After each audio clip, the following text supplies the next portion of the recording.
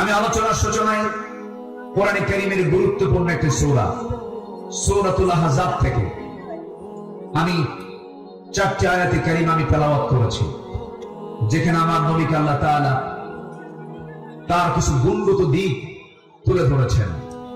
এই পৃথিবীতে যত নবী এসেছেন, সকল নবীর ভিতরে সবচেয়ে বেশি সম্মানিত নবী হচ্ছেন মুহাম্মদুর রাসূলুল্লাহ।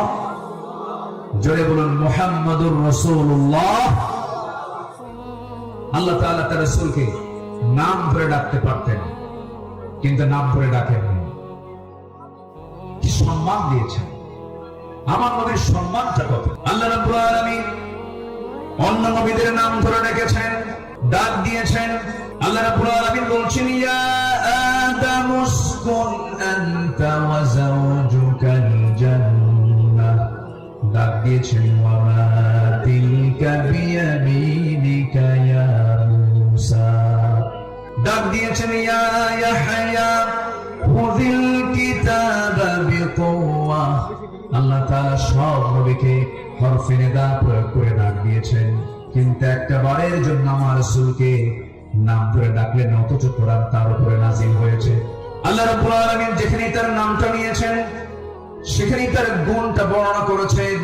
এক জায়গায় বলছেন মুহাম্মাদুর রাসূলুল্লাহ ওয়াল্লাযীনা মা'আহু আশিদ্দাউ আলাল কুফফারি রুহামাউ বাইনাহুম তারাহুম রুক'আন সুজ্জাদান ইয়াবতাগুনা ফাদলান মিনাল্লাহি ওয়া রিদওয়ানা সীমাহুম ফী wujuhihim মিন আসারিস সুজুদ। জোরে বলুন আল্লাহু আকবার।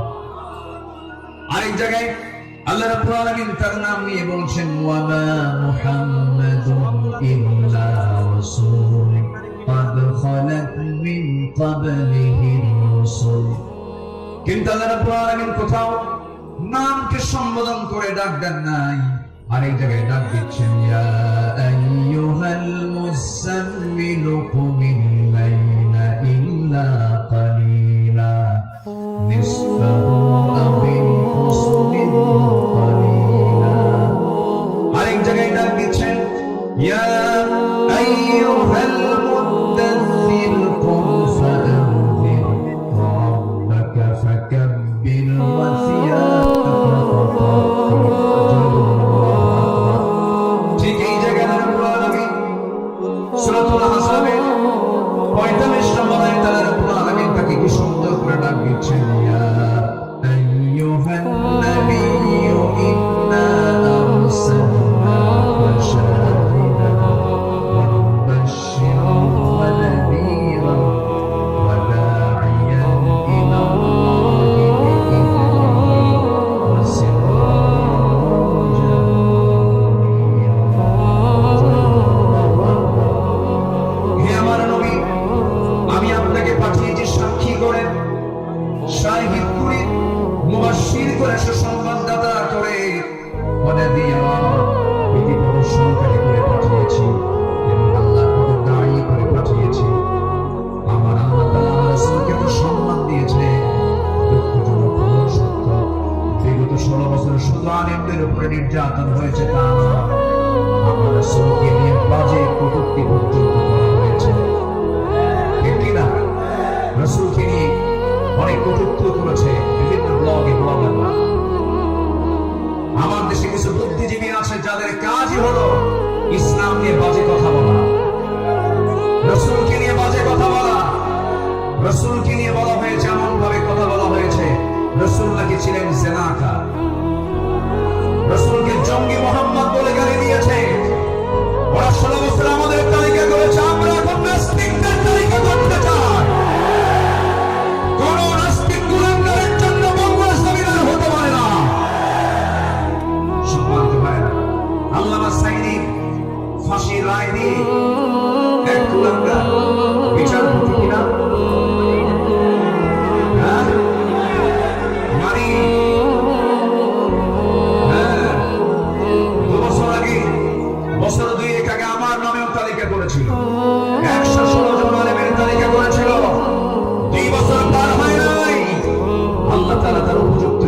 দিয়ে দিয়েছেন। ছাত্র বৈষম্য বিরোধী আন্দোলনে যারা অগ্রণী ভূমিকা পালন করেছেন তাদের জন্য দোয়া করতেই হবে। সম্মানিত ভাইয়েরা, এই পেকুয়ার মাটিতে চট্টগ্রাম বিভাগের প্রথম শহীদ হয়েছে এই চট্টগ্রামের এই পেকুয়ার সন্তান শহীদ অসীম। শহীদ অসীমের বাবা আছে কিনা জানি না। তাদের রক্তের বিনিময়ে, তাদের ত্যাগের বিনিময়ে এই বিজয় এসেছে। যুবকরা, তোমরা কোন আদর্শ লালন করতে যাবে না। যুবকরা, তোমরা বিজয় পেয়েছো, এই বিজয়কে ধরে রাখার জন্য একটা আদর্শ লালন করতে হবে, সেটা হচ্ছে মুহাম্মদ সাল্লাল্লাহু আলাইহি ওয়াসাল্লাম।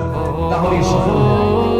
লাকাদ কানা লাকুম ফি রাসূলিল্লাহি উসওয়াতুন হাসানাহ লিমান কানা ইয়ারজু আল্লাহ ওয়াল ইয়াউমাল আখির ওয়া যাকারা আল্লাহ কাসীরা। সম্মানিত যুবকরা, আজকের মাহফিলে বেশি যুবকরা, ওই নেতৃত্বের মুখে তোমরা থুতু মারো যে নেতা তোমাকে নামাজের কথা বলে না, যে নেতা তোমাকে পরকালের কথা শোনায় না, যে নেতা তোমার হাতে অস্ত্র তুলে দেয়, যে নেতা তোমার হাতে নারী তুলে দেয়, ইয়াবা তুলে দেয়, মাদক তুলে দেয়, ওই সমস্ত নেতৃত্বের মুখে আমরা জুতো মারি, থুতু মারি। রাজি আছেন কারা কারা? হাত উঁচু করে দেখা।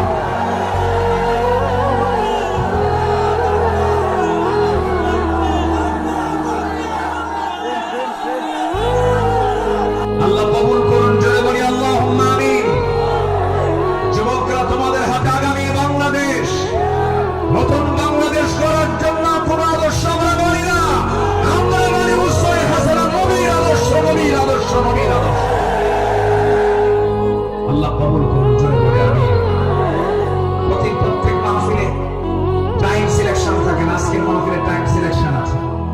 আমাকে খুব অল্প সময়ের মধ্যে হয়তো আমাকে শেষ করতে হবে, এই জন্য আমাকে সামারাইজ করে, সংক্ষিপ্ত করে কিছু কথা বলতে হচ্ছে। সম্মানিত ভাইয়েরা, সম্মানিত বন্ধুগণ, এই মাহফিলের এই প্ল্যাটফর্মে 16 বছর যারা এই কাজ করেছেন তাদেরকে ভালোভাবে মাহফিল করতে দেওয়া হয়নি। আমি আব্দুল্লাহ আমিন, আমাকে কত জায়গা থেকে মাহফিলের এই প্ল্যাটফর্ম থেকে, এই চেয়ার থেকে কতবার ধরে নিয়ে যাওয়া হয়েছে, এটার হিসাব আমার নাই। সাতক্ষীরায় গেলাম, খুলনায় গেলাম, পাবনাতে, পাবনার দারুল আমান ট্রাস্ট আল্লামা সাইদের শেষ মাহফিল ছিল 2010 সাল। এরপরে 2011, 12, 13, 14 এই কয়েক বছর মাহফিল উন্নত করতে পারছি। এরপরে 2015 সালে সেই মাহফিল করতে গিয়ে আমাকে লক্ষ্য করে গুলি পর্যন্ত করা হয়েছে। সম্মানিত ভাইরা, এরকম করে তারা চেয়েছিল এই আওয়াজকে বন্ধ করতে, কিন্তু না। কোরআনের আওয়াজ যারা বন্ধ করতে চেয়েছে তাদের আওয়াজ বন্ধ হয়ে গেছে। তারা কি আছে? আলেমরা পালায়, আসতে পারে, আলেমরা পালায়, পালায় কারা?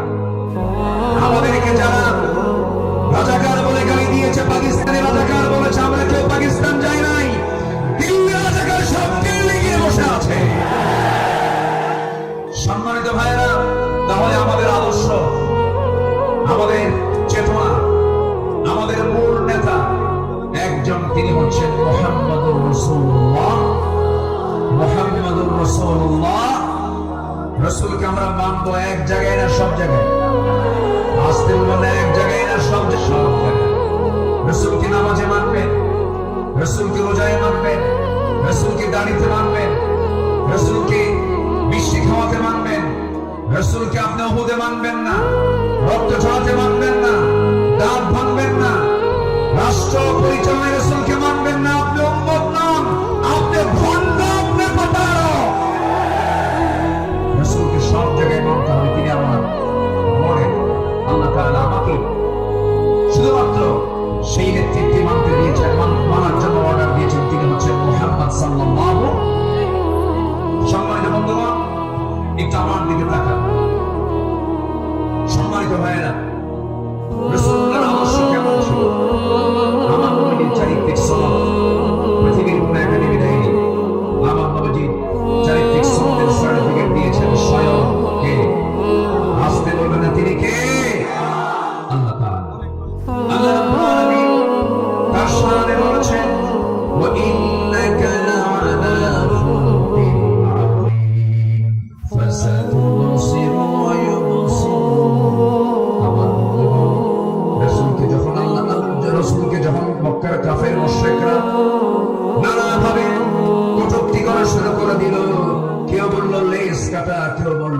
ফলস্বরূপ কেউ নতুন ধরনের প্রবর্তক রাসূলকে আজে বাজে কথা যখন বলা শুরু হয়ে গেল, আমার নবীর শানে আল্লাহ রাব্বুল আলামিন সূরা কালাম নাযিল করে সব সুস্পষ্ট জানায় দিলেন, হে রাসূল আপনাকে যে যা বলে বলুন, কোনো হতাশ হবেন না, কোনো চিন্তা করবেন না, আপনি বলেন সুমহান চরিত্রের অধিকারী, জোরে বলেন সুবহানাল্লাহ।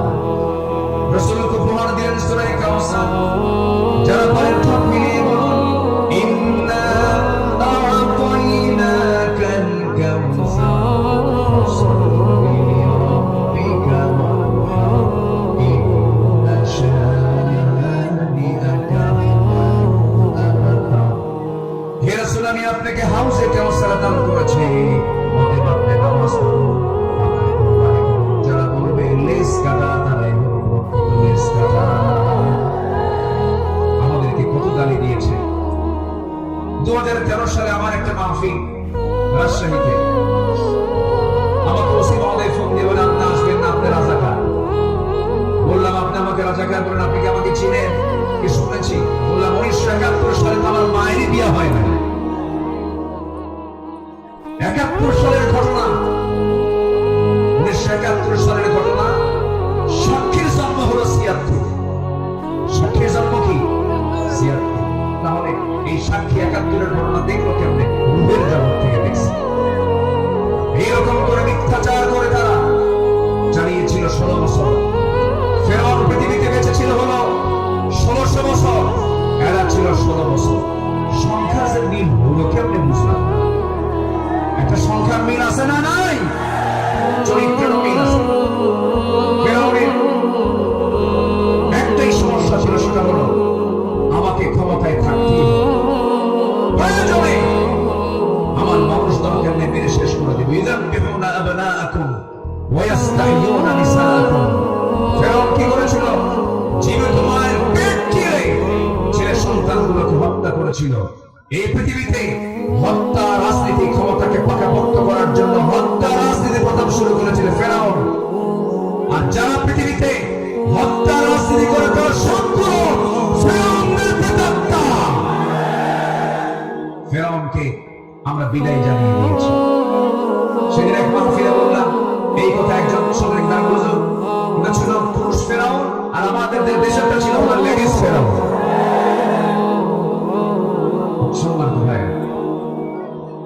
আমার নবীজি যে আদর্শের দিকগুলো আমি আলোচনা করতে চাচ্ছি, নাম্বার 2 হচ্ছে আমার নবী হচ্ছেন 1 নম্বর বিশ্ব শ্রেষ্ঠ চরিত্রের তিনি অধিকারী। নাম্বার 2 হলো আমার নবী সালাত ছিল সবার চাইতে কম না বেশি। তিনি সেজদা দিয়েছেন কম না বেশি? সবচেয়ে বেশি সেজদা দিয়েছেন মুহাম্মদুর রাসূলুল্লাহ, মুহাম্মদুর রাসূলুল্লাহ। তিনি বলেছেন ওয়াজুইলা কুররাতু আইনি ফিস সালাহ। রাসূলের কাছে নামাজ ছিল হলো চক্ষু শীতলকারী। নাসাই শরীফের হাদিস। সম্মানিত ভাইয়েরা, আমার নবীজির নামাজ ছিল অনেক লম্বা। তিনি যখন নামাজে দাঁড়িয়ে পড়তেন, লম্বা সময় নিয়ে নামাজ পড়তেন। সেজদায় যখন যেতেন, তার চোখের পানি এত পড়তো যায় নামাজ ভিজে যেত।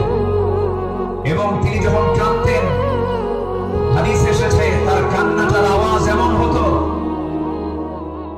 চুলার উপরে পানি গরম দিলে যেমন টকবকের একটা আওয়াজ হয়, আমার নবীজি যখন কাঁদতেন তখন টকবক করা পানির মতো আওয়াজ হতো আমার নবীজির মুখ থেকে।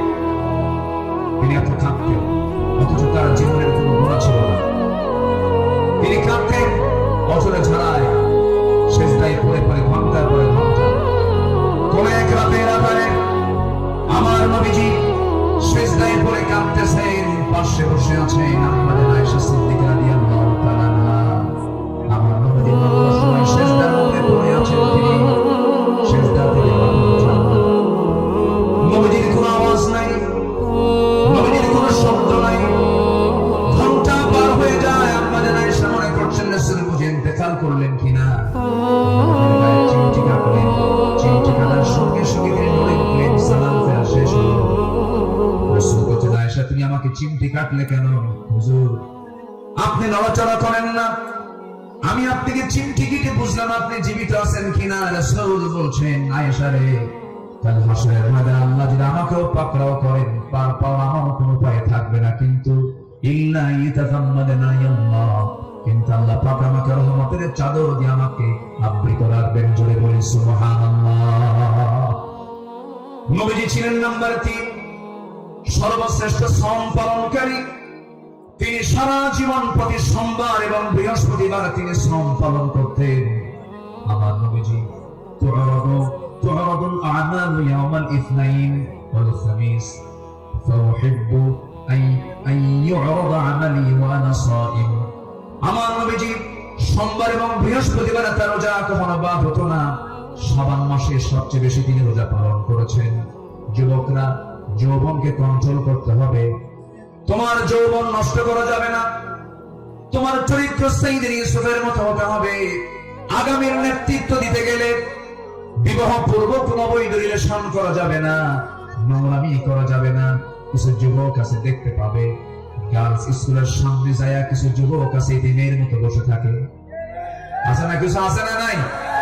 এতিমের মতো বসে থাকে, বাপও নাই মাও না। তোমার এগুলো করা যাবে না।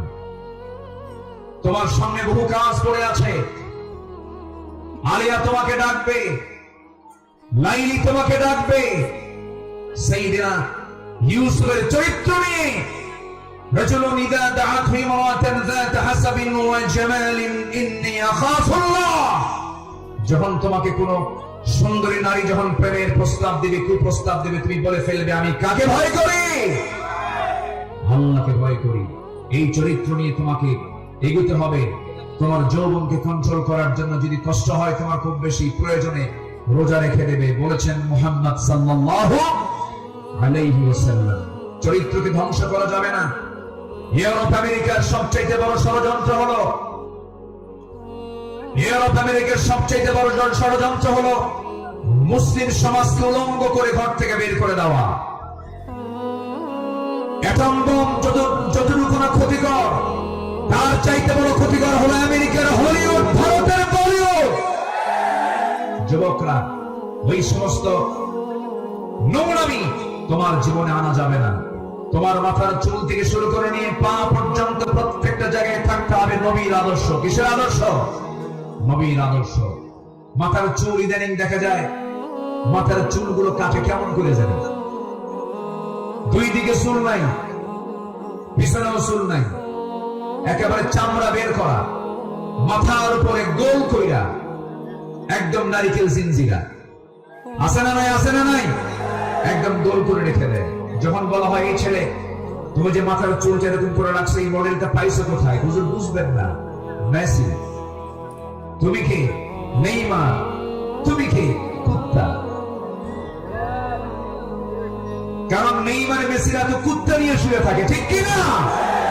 ওরা কুকুর নিয়ে শুয়ে থাকে। তারা তোমার আদর্শ নয়। শার্টের সাইজ নাই, প্যান্টের সাইজ নাই, নতুন প্যান্ট কিনে আনে হাঁটু ফাটা। কি আমি কি ভুল করতেছি? নতুন প্যান্ট কিনে আনে কি ফাটা? হাঁটু ফাটা, হাঁটুতে কাপড় নাই। ওই পোশাক পরে কি নামাজ হবে? আস্তে বলো, ওই পোশাক পরে কি নামাজ হবে? হবে না। নামাজ হতে হলে আগে সতর্ক থাকতে হবে। অনেকদিন আগে এক মসজিদে ঢুকলাম আমি, নামাজ শুরু করবো, ঢুকি তো 2 রাকাত নামাজ। আমাদের দেশে বিভিন্ন মসজিদে লেখা থেকে লাল বাতি জ্বলাকালীন অবস্থায় নামাজ নিষেধ। এটা মানবেন না। আমার নবীর সুন্নাহ যদি মানেন, তাহলে মসজিদে ঢুকেই কয় রাকাত নামাজ পড়েছেন মুহাম্মদ সাল্লাল্লাহু আলাইহি ওয়াসাল্লাম। তো আমি ভিতরে ঢুকে নামাজ শুরু করবো, দেখি সামনে এক যুবক নামাজে দাঁড়াইছে, এরকম একটা প্যান্ট আর শার্ট নিয়ে। তো ভাবলাম দেখি ওর নামাজটা আগে দেখি। রুকুতে যখন গেছে, রুকু খেলায় দেখি শার্ট উপরে, প্যান্টটা নিচের দিকে, মাঝখানে ফাঁকা। তো ভাবলাম এটি রুকুর হাল, সেজদায় যে কি হবে আল্লাহ জানে। সেজদায় যখন গেছে তখন দেখি প্যান্ট খুলে আন্ডার প্যান্ট পেয়েছে। এই হলো পোশাকের হাল। এই জাতীয় কোন পোশাক যুবকরা পরবে না। তোমার সূরত এবং সিরাত হতে হবে নবীর আদর্শ জীবিত, নবীর আদর্শের মতো হতে হবে, নবীর আদর্শকে লালন করতে হবে। সম্মানিত ভাইয়েরা, নাম্বার 4, আমার নবী ছিলেন অশেষ দানশীলতার শ্রেষ্ঠ একটা উদাহরণ। তিনি বেহিসাবি দান করতেন, কিচ্ছু রাখতেন না, সব দিয়ে দিতেন দিন প্রতিষ্ঠার সংগ্রামে। রাসূল যেদিন মারা যাবেন, আমার নবীজির ইন্তেকালের সময় হয়ে গেল, নবীজি দুনিয়া থেকে বিদায় নেবেন, আম্মা জান আয়েশার বুকের উপরে মাথা রেখেছেন। নবীজি যে কোনো মুহূর্তে দুনিয়া থেকে বিদায় নেবেন, এমন সময় বলছেন, আয়েশা রে, আমি মনে হয় দুনিয়া থেকে বিদায় নেব, আমার মনে হয় বিদায় লগনটা চলে আসছে, যে কোনো মুহূর্তে মালাকুল মউত চলে আসবে। দেখো তো আমার ঘরের মধ্যে কোনো কিছু আছে নাকি। গোটা ঘর তালাশ করে কয়েকটা স্বর্ণের টুকরা বের হলো। আমার নবী হাতের তালুতে নিয়ে বললেন, আয়েশা, এতটুকু সম্পদ আমি রাখতে চাই, এতটুকু সম্পদ আমি এতমতে দিনের কাজে আমি দান করে দুনিয়া থেকে বিদায় হতে চাই। আমার নবীজি দু হাতে দান করেছেন। নাম্বার 5 হলো পৃথিবীর সবচেয়ে শ্রেষ্ঠ সৎ প্রেম এবং সৎ ন্যায়পরায়ণ স্বামী ছিলেন। আম্মা জান আয়েশা বলেন, রাসূল আমাকে এত পরিমাণ ভালোবেসেছেন, রাসূল বলেছেন, শরীর খাওয়া যেমন শ্রেষ্ঠ, আমার স্ত্রী হলো সবার মধ্যে শ্রেষ্ঠ। আমি আয়েশাকে দারুণ ভালোবাসি। আমার নবীজি একজন আদর্শ স্বামী ছিলেন, শ্রেষ্ঠ স্বামী ছিলেন। আমার নবীজির চারিত্রিক গুণ নিয়ে যদি আমরা আলোচনা করতে যাই, গোটা রাতও শেষ হবে না, কেউ কোনোদিন শেষও করতে পারবে না, কারণ তার চারিত্রিক সনদ আল্লাহ পাক নিজে দিয়েছেন। আর তার চরিত্র হলো কানা খুলুকুল কোরআন, তার চরিত্রই হলো কোরআনে কারীম। জোরে বলি সুবহানাল্লাহ। আমার নবীর নাম্বার 6, তিনি ছিলেন একজন অলংকারিত শ্রেষ্ঠ বাবা। এমন বাবা পৃথিবীতে আর খুঁজে পাওয়া যাবে না। রাসূল 4 মেয়ের বাপ ছিলেন। কয় মেয়ের বাপ ছিলেন বলে? আস্তে কয় মেয়ের বাপ ছিলেন? আল্লাহ পাক আমাকেও আপনাদের দোয়ায় 4টা মেয়ের বাবা আমাকে বানিয়েছে। এত আস্তে আলহামদুলিল্লাহ বললেন, বিয়েকে আপনি দিবেন নাকি? এটা জোরে বলেন না আলহামদুলিল্লাহ। 4টা মেয়ের বাবা ছিলেন মুহাম্মদ সাল্লাল্লাহু আলাইহি ওয়াসাল্লাম। নবীজি মেয়েদেরকে বিয়ে দিয়েছেন। সাইয়েদনা ওসমানকে মেয়ে দিয়েছেন, আবার সাইয়েদনা আলীকেও মেয়ে দিয়েছেন। একজনকে দিয়েছেন ধনী ছেলের সাথে, আরেকজনকে দিয়েছেন গরিব ছেলের সাথে। রাসূল কি ব্যালেন্স করেছেন। সবচেয়ে প্রিয়, সবচেয়ে আদরের দুলালী ফাতিমাকে গরিব ছেলের সঙ্গে বিয়ে দিয়েছেন। বিয়ে যেদিন দিলেন, রাসূল বললেন, ও ফাতিমা, আমি তোমাকে এমন স্বামী তোমার হাতে তুলে দিলাম, এমন স্বামী আমি তোমাকে দিলাম, যার সম্পদ নাই, টাকা নাই, পয়সা নাই, ঘর নাই, বাড়ি নাই, কিচ্ছু নাই, কিন্তু মাথা থেকে পা পর্যন্ত তাকওয়া দিয়ে ভরা। জোরে বলে সুবহানাল্লাহ। এমন স্বামী তোমাকে দিলাম। চলে যাও বাবার ঘর থেকে স্বামীর ঘরে গিয়ে করে খাও। মৃত্যুর দিন পর্যন্ত যেন স্বামীর বিরুদ্ধে একটা নালিশ আমার কানে না আসে। এই কথা বলে বিদায় দিয়ে দিলেন। আমার নবীজি 3 দিন পার হয় নাই, ফাতিমাকে না দেখলে কি অস্থির হয়ে যেতেন। আমার ফাতিমা কোথায় গেল, আমার ফাতিমা কোথায় গেল। আমার নবীর ঘরে একদিন ফাতিমা আসলেন। বসে বসে তিনি সালাত আদায় করছেন। রাসূল বলছেন, ফাতিমা, বসে বসে নামাজ পড়া তো তোমার ঠিক নয়, তুমি তো যুবতী মানুষ।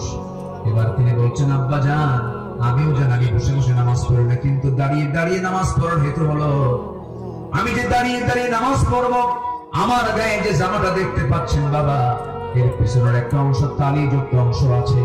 আমি যদি দাঁড়িয়ে থেকে নামাজ আদায় করতে যাই, আপনার চোখে এই তালি অংশটুকু পড়তে পারে।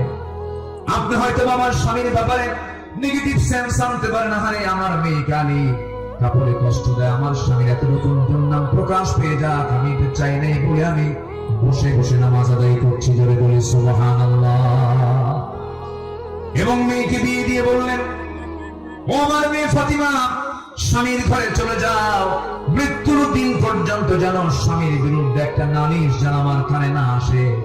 সংসার করে খাও, বিয়ের পরে বাবার ঘরের চাইতে শ্রেষ্ঠ ঘর হলো স্বামীর ঘর, স্বামীর ঘরে করে খাও। কিন্তু আজকের বাপরা কি তা করে? আজকের বাপরা কি করে জানেন? মেয়ে বিয়ে দিয়ে কয়, মা চলে যা স্বামীর ঘরে, যদি কিছু বলে শুধু ফোন দিবি, খাইয়া ফালাবো। ঠিক আছে না? এই আচরণ করা ঠিক নয়।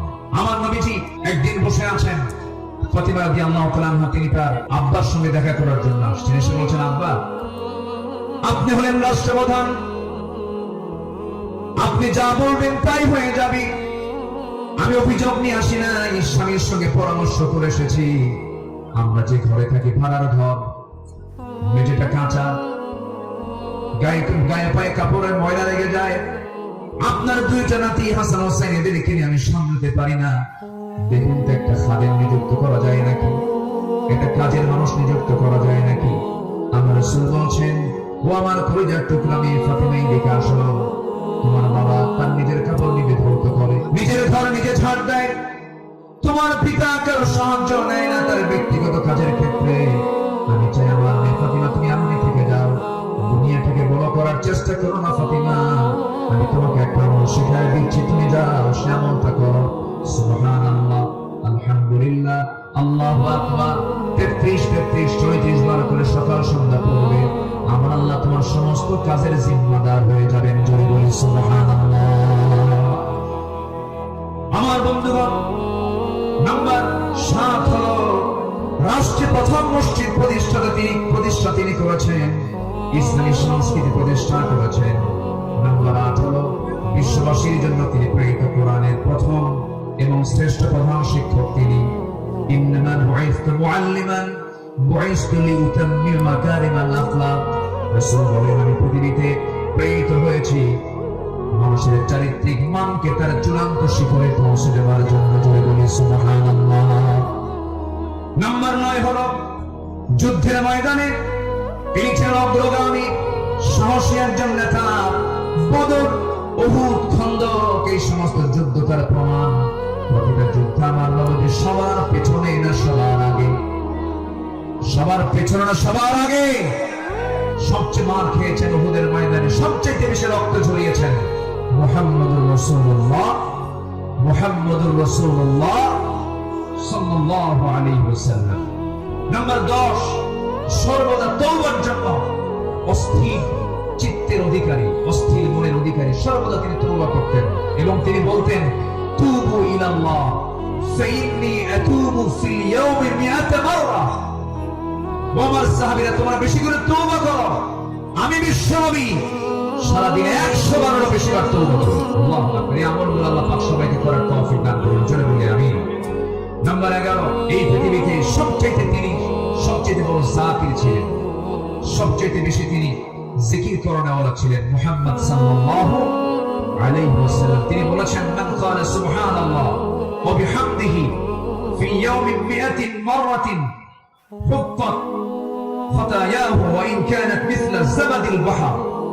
অর্থাৎ যদি কেউ 100 বার সুবহানাল্লাহ ওয়া বিহামদিহি এটা যদি বলতে পারে, তাহলে সমুদ্রের ফেনা পরিমাণও যদি গুনাহ হয়, সেই গুনাহ আল্লাহ পাক তার জীবন থেকে সাফ করে দিবেন। রাসূল তার জিহ্বা সর্বক্ষণ কার জিকিরে ব্যস্ত থাকতো, আস্তে বলে কার জিকিরে ব্যস্ত থাকতো, আল্লাহর জিকির।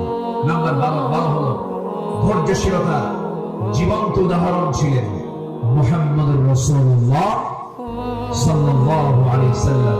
ধৈর্য কাকে বলে, ধৈর্য কি, তার বাস্তব প্রমাণ হচ্ছে মুহাম্মদ সাল্লাল্লাহু আলাইহি ওয়াসাল্লাম। মক্কায় 13টা বছর তিনি মার খেয়েছেন, কত নির্যাতন সহ্য করেছেন, কত অত্যাচার তিনি সহ্য করেছেন। মক্কার 13 বছরের সাহাবায়ে কেরামকে মেরে মেরে রক্তাক্ত করেছে। খাব্বাবকে মেরে জ্বলন্ত অঙ্গার পিঠের মধ্যে ঢুকে গেছে, চর্বি দিয়ে অঙ্গার নিভে গেছে, তবুও তাদের বুক থেকে একবারের জন্য বাদ যায়নি লা ইলাহা ইল্লাল্লাহ। কি ধৈর্যশীলতার তিনি পিরামিড ছিলেন, ধৈর্যের এক পিরামিড ছিলেন মুহাম্মদ সাল্লাল্লাহু আলাইহি ওয়াসাল্লাম। মক্কার মাটিতে নির্যাতন করা হয়েছে, সাহাবায়ে কেরামদের উপর অমানবিক পাশবিক অত্যাচার করা হয়েছে, কিন্তু একচুল পরিমাণ তারা নড়েন নাই। বেলালের কথা কে না জানেন, সুমাইয়ার কথা কে না জানেন, ইয়াসার পরিবারের কথা কে না জানেন। এই সমস্ত সাহাবায়ে কেরামের রক্তদানের মধ্য দিয়ে দিন কায়েম হয়েছে।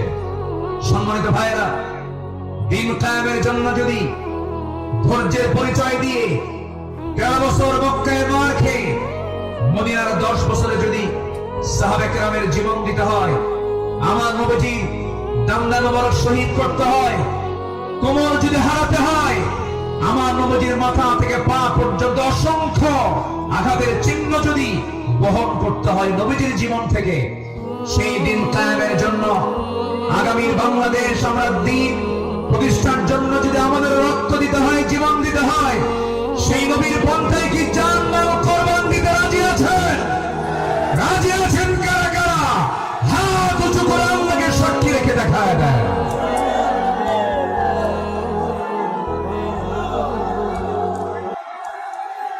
আল্লাহ কবুল করুন, জোরে বলে আমিন, আরো জোরে আমিন। ভাইরে, জীবন দেওয়া তো সস্তা না।